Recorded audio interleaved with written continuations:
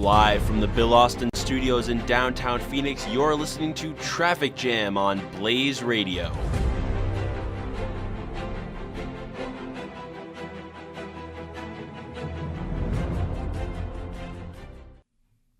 Hello, everyone. Welcome to our Wednesday evening edition of Traffic Jam. My name is Noah Reed, joined along by my three lovely hosts. I'm Dominic Pasella. I'm Melanie Ochoa. I'm AJ Goncalves. And we do have our producer, Ches, out in the booth. Want to shout out Ches. We have not shouted her out the first two episodes, so we wanted to get one off the board right away. But let's jump into it. Got some breaking news right out of Arizona State University. They are going to be closing their Lake Havasu campus after budget cuts. This is coming off of yesterday when it was announced that Arizona State University was going to lose $24 million in state budget cuts. What are your guys' thoughts? Yeah, I think I can't say it's unfair that public education, or at least higher education, isn't being prioritized. I mean, the schools do make millions of dollars, but seeing this happen, this means that people are losing jobs, students are losing their education. So as a student, it scares me, especially with the $350 surcharge being added to everybody's tuition.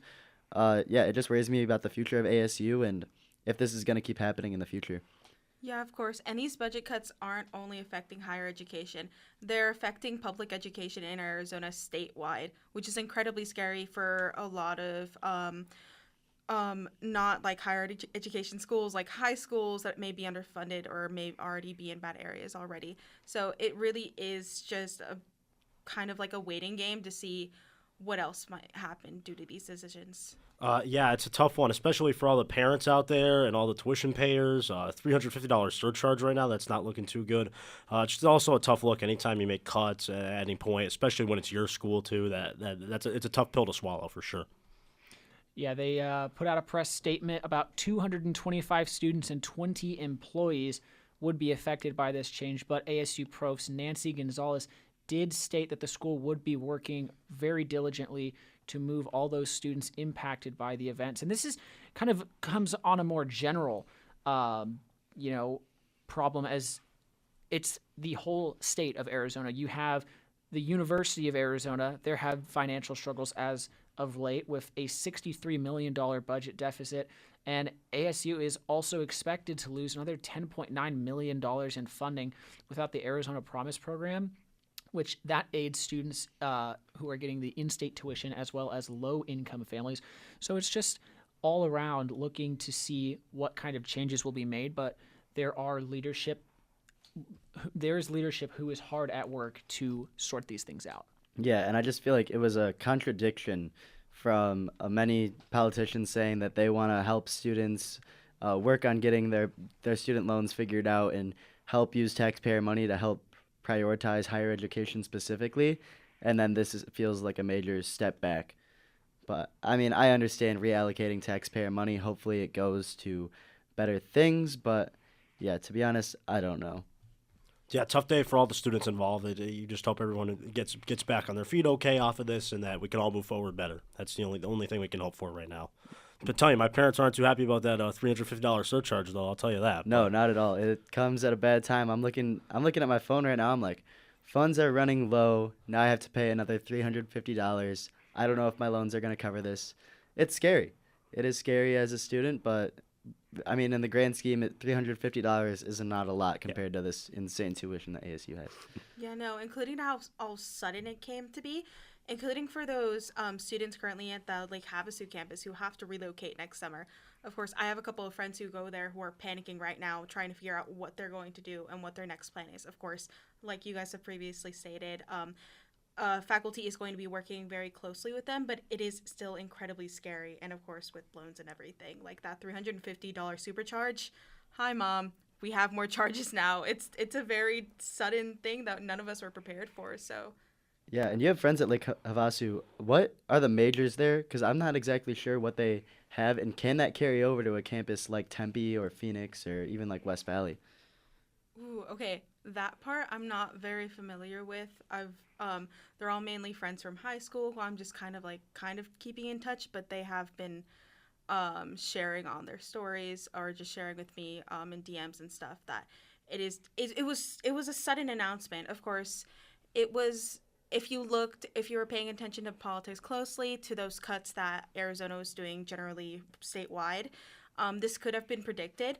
But the entire campus in Lake Havasu closing, that was kind of entirely unprecedented, at least to the students there.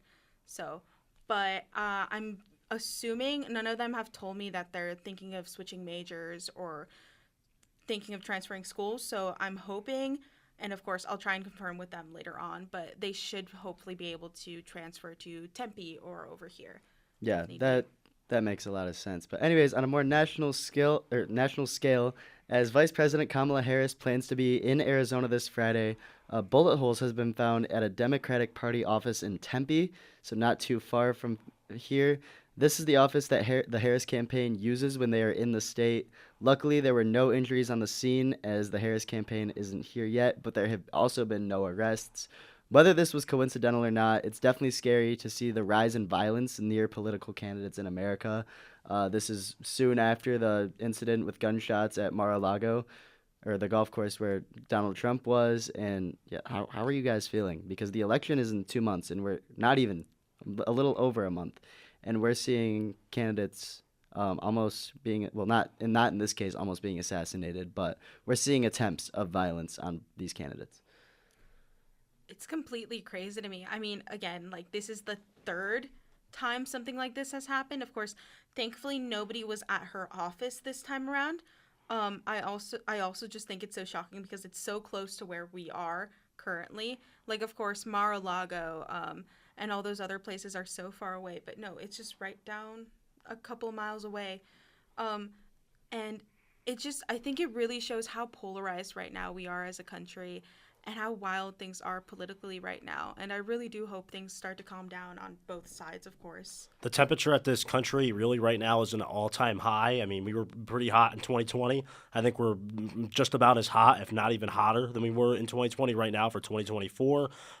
It's really hot. We got to cool it down a little bit. I know it's hard around here in Arizona with 100-degree temperatures coming back, but we got to cool it down a little bit. And this is a huge moment in our country's history. Election right around the corner. We have a vice presidential debate right around the corner with J.D. Vance and Tim Walz. So, again, there's a lot in this country to be hot about right now, but it's just another reminder that you just got to take it down a bit, for sure. Violence is not necessary no matter what your political beliefs are, so that was definitely a little scary. But let's shift it over to entertainment. Brett Favre, former NFL star, told Congress that he was diagnosed with Parkinson's amid testifying for misuse of taxpayer money. Favre has been accused of taking money from the state of Mississippi that was intended for welfare and use it to build outside projects such as an indoor volleyball facility for his daughter's college. And to me, it feels like this Parkinson's thing was just a way to get away from the fact that he was misplacing welfare payers' money. Have you guys heard about this story at all? Yeah, this is like the sympathy for Brett Favre, right? Like, you know, he's been stealing money for years, the whole 9 yards and all this Allegedly. other stuff. Allegedly, right? Allegedly, it's definitely him trying to just back it off a little bit. I think, but again, if he really has Parkinson's, that sucks. I mean, Parkinson's it's awful. I hope he's okay, like long term, but maybe he's just trying to hide the fact of what happened allegedly. I don't know if you guys have any thoughts on this. One of my favorite quarterbacks, though, for sure.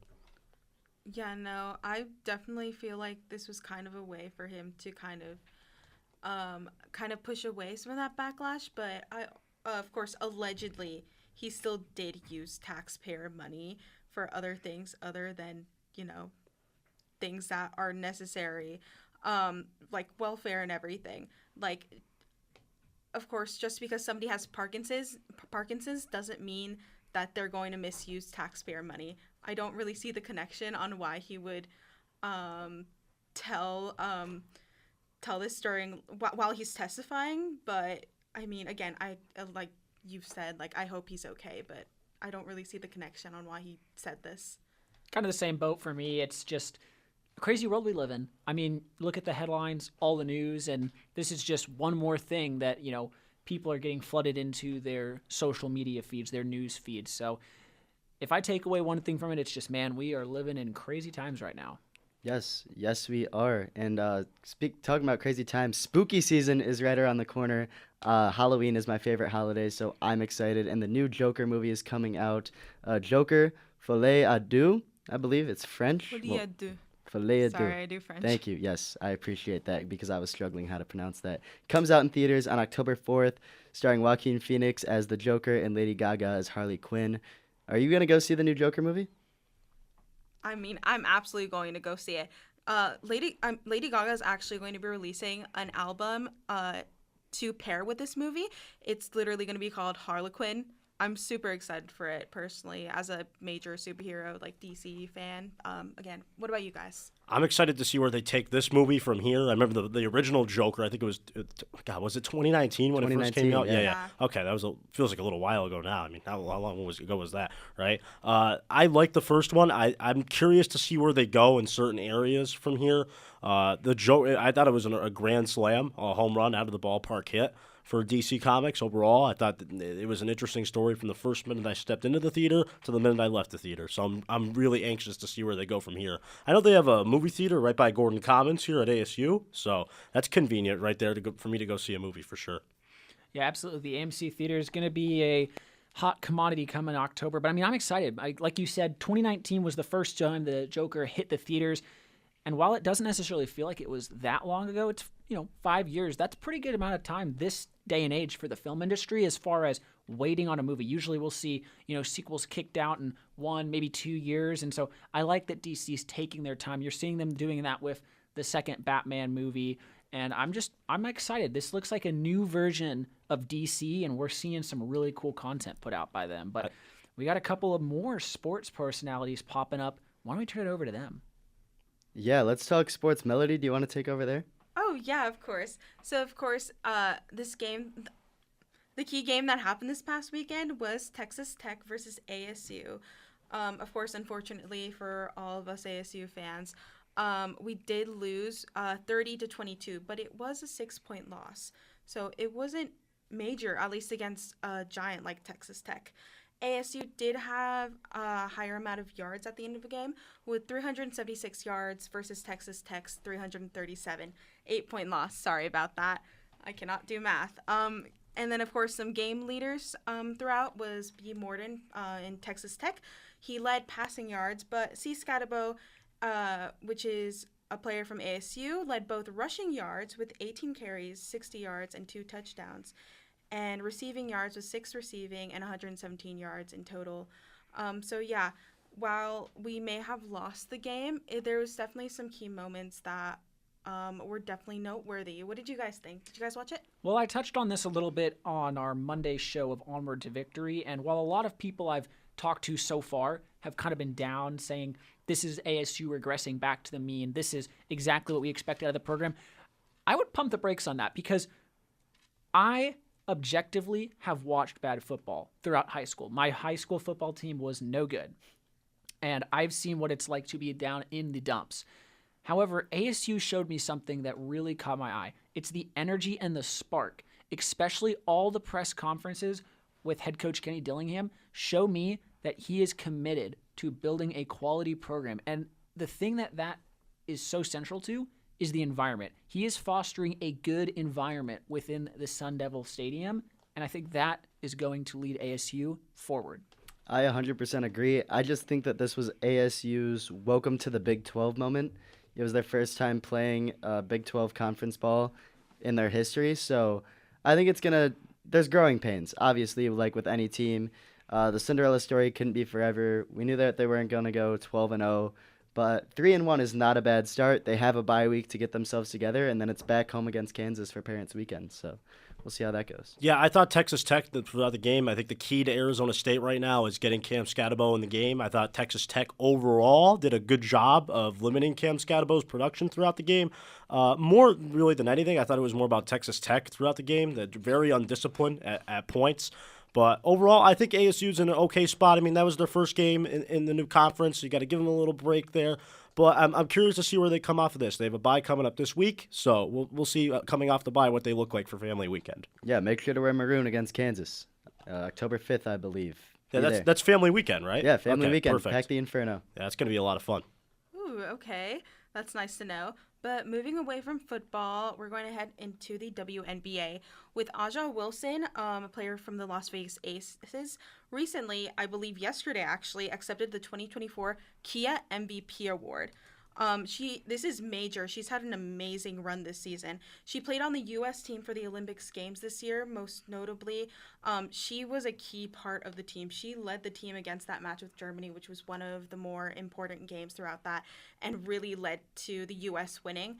And of course, the Aces actually moved to the semifinals yesterday as well after a game against Seattle Storm, beating them 83-76. The game finished with 24. She finished the game with 24 points, 13 rebounds, and scored 10 of those points in the first quarter.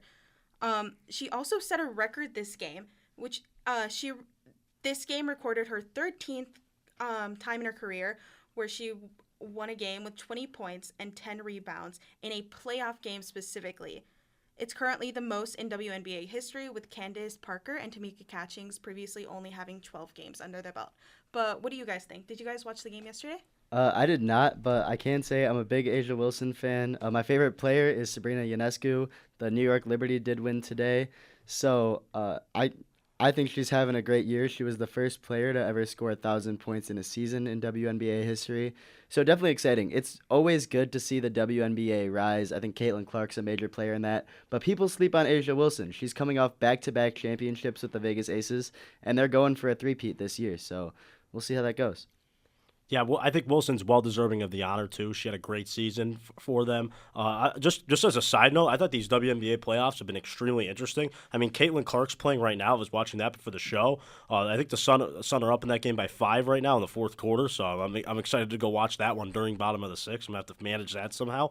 But yeah, the WNBA, lots of interesting stuff, and congrats to Wilson on a great season again. I mean, just unbelievable in the WNBA. Oh yeah, most definitely.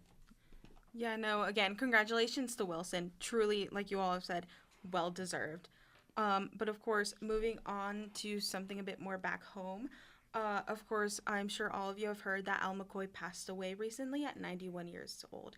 I just want to highlight a couple of key facts about him, just because he's so close and dear to Arizona and specifically to the Phoenix Suns. He was a Phoenix Suns Ring of Honor member and was the longest tenured broadcaster in NBA history. He was actually known as the Dean of NBA broadcasters due to this, and he served 51 seasons, with the Suns dubbing him as the voice of the Suns for this. He called his first game on September 27th, 1972, and his last on May 11th, 2023, which was just last year. He did 3 trips to the NBA Finals during that time. He of course earned the highest honor when he was on, and he was the 15th person inducted into the Suns Ring of Honor in 2017. He also, a couple of other awards to point out, he receives the Kurt Gowdy Media Award from the Naismith Basketball Hall of Fame in 2007. He was the first play-by-play announcer inducted in the Arizona Broadcasters Hall of Fame in 2004, and an inductee into the Arizona Sports Hall of Fame in 2009. Yeah, no, he was such a deeply important part of Arizonan culture, and specifically with the Phoenix Suns, and he definitely put us on the map as a basketball team. So yeah, rest in peace, Al McCoy. I think he's one of those people that, as broadcasters, it's a name that a lot of people going into the industry want to know, like a Vin Scully or a Dan Dickerson, who was the voice of the Tigers and still is. It's definitely sad to see him pass away, but as a future broadcaster, it's good to know that, you know, you may not be like at the status of a player, but the world will remember you and your legacy will go on. And I think that's the key part about remembering someone like Al McCoy, is making sure that their legacy lives forever. Yeah, just the simple facts. I mean, 51 seasons as the voice of the Suns. Can you imagine doing, like, for 51 years consecutively being a play-by-play guy? I mean, that's the dream, and he obviously deserved any accolades he got. Great guy as well. So rest in peace, and hope he's resting easy. Yeah, you touched on it there. Living the dream. He's synonymous with the Suns. You listen to a Suns broadcast, you know the voice, you know the pitch, and as broadcasters, I think we all have that.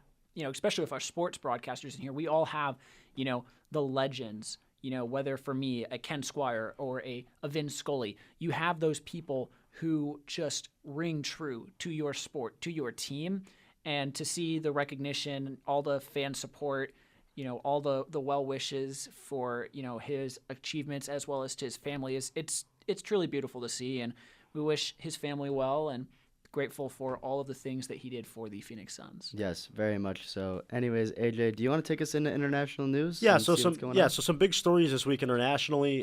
Delegates from around the world are meeting for the United Nations General Assembly, which is taking place this week.